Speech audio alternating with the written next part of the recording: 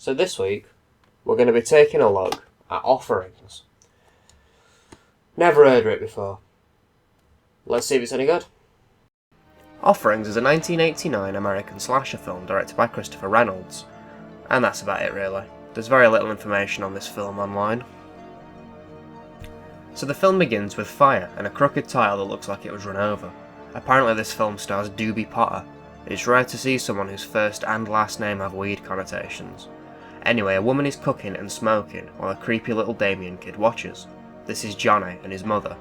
Johnny doesn't speak and his mother is abusive, flicking cigarette ash into his eggs and verbally assaulting him for mutilating his turtle. Also, she can't act. Pets. I seen what you done to your turtle last week. Didn't think I'd look in the bottom of that trash can, did you? A little girl named Gretchen calls for Johnny and he goes out to play with her and her appalling acting. The other kids on the street see them and start to bully Johnny for not being able to talk. They say he never walked the well. I bet he's never walked the well. Whatever the fuck that is. They force him to follow and bring him to a well and make him walk it. He does, but one of the bullies startles him and he falls in. 10 years later, and Johnny is deformed and in a hospital. A dickhead doctor puts chewing gum on his nose, talks about Johnny's shit. Every time he takes a crap, he thinks he's having an abortion. Let me tell you, he's had some ugly kids. Tells a nurse to sedate him and then re-eats the nose gum. Also, apparently Johnny ate his mum. Finger licking good. The doctor leaves, leaving the nurse alone with Johnny. Then we get a scene with a fella called Mr. Lewis.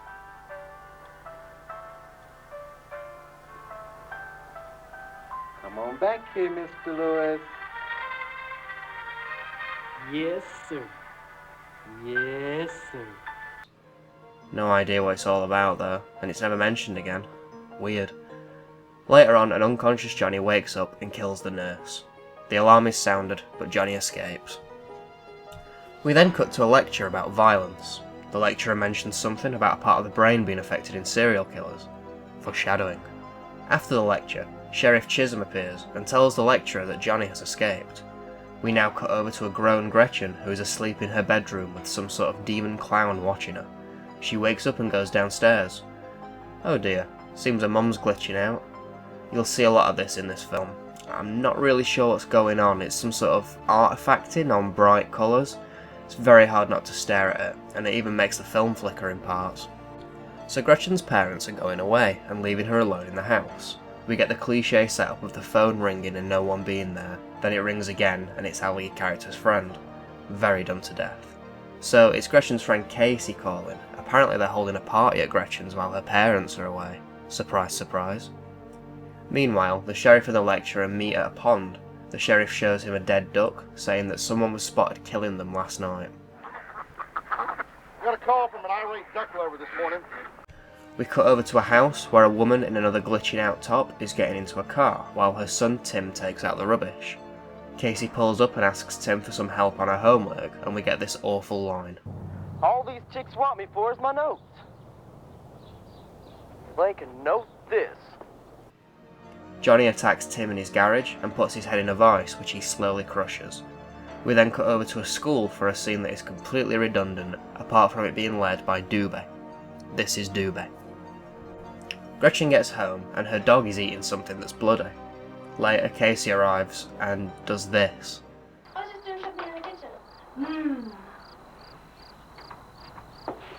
What was that? Toasty. Oh, I'm gonna throw up. What an idiot. They get a call that their other friend Linda will be late because she's waiting on Tim. Linda gets in her car, but Johnny jumps out and kills her. At the party, David and Greg have arrived and they're watching a horror film, so Gretchen orders pizza, which arrives almost instantly, is left on the doorstep, and has what they think is sausage on it by mistake. And they eat it anyway. After a little while, Gretchen kicks the guys out. At Greg's house, he's faffing around in his room when Johnny attacks him from under the bed and kills him. Back over at Gretchen's, and her and Casey hear a sound, so they arm themselves and go looking. They find an ear on the doorstep and call the sheriff. The sheriff takes the ear and the pizza and leaves. Over at David's, and he has a stomachache. He looks out of his window, and Johnny lassos him and hangs him. We get a stupidly long exterior shot and then we jump over to a graveyard where the lecturer is talking to some freaky intern who is recovering a grave. Mortician. The intern says that someone was caught sleeping on the grave last night. The grave is Martha's, who is Johnny's mother. The next morning, and after some diabetes cereal, Casey opens the paper to find a nose, so they get the sheriff back around to take another look. He tells them that he'll have someone guarding them from outside, and then he heads over to Johnny's old house for a snoop around. He finds some kid reading porn, and after taking the magazines lets him off the hook. Another pointless scene.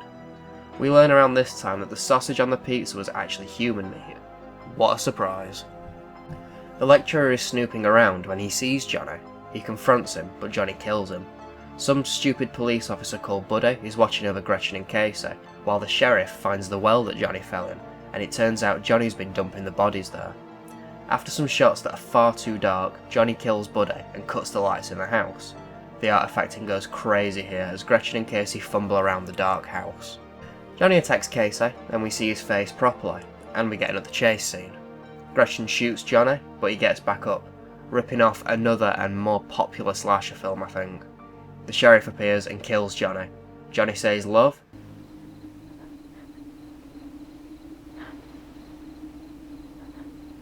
Love. He cries, and the film ends. So, what did I think? I didn't think much, to be honest. I thought it was quite a tired idea that didn't add anything new. It was obviously ripping off Halloween, which was made a whole 10 years before this, and just listen to this score.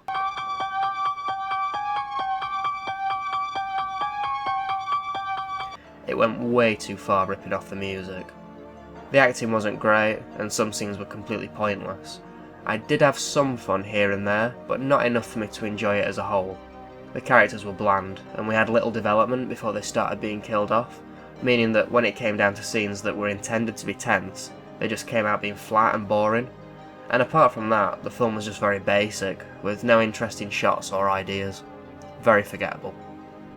Now onto the release. It's not great. The aspect ratio is fine, but the quality is poor, mainly with that glaring artifacting issue or whatever it is. It was obviously a VHS rip and not a very good one. The sound matches this by being quite muffled and very low quality. The DVD case is pretty crap too, starting with this overly long tagline, which is just bad, and then over to the back, which is again worded weirdly. We also get a double the instead of that the. Also, Gretchen's name is spelt here with a lowercase g. The runtime's okay, only being off by 3 minutes. Again though, we get no special features. They're getting really lazy with these now. I do think the menu is worth mentioning though. The images are just laughable. Overall then, this isn't great. It gets really boring really fast, and there are much better examples of this type of film. If you are insistent on seeing it, I'd avoid this release. What with the awful print, terrible audio, and no special features, just makes it a complete waste of time. This does not get my recommendation.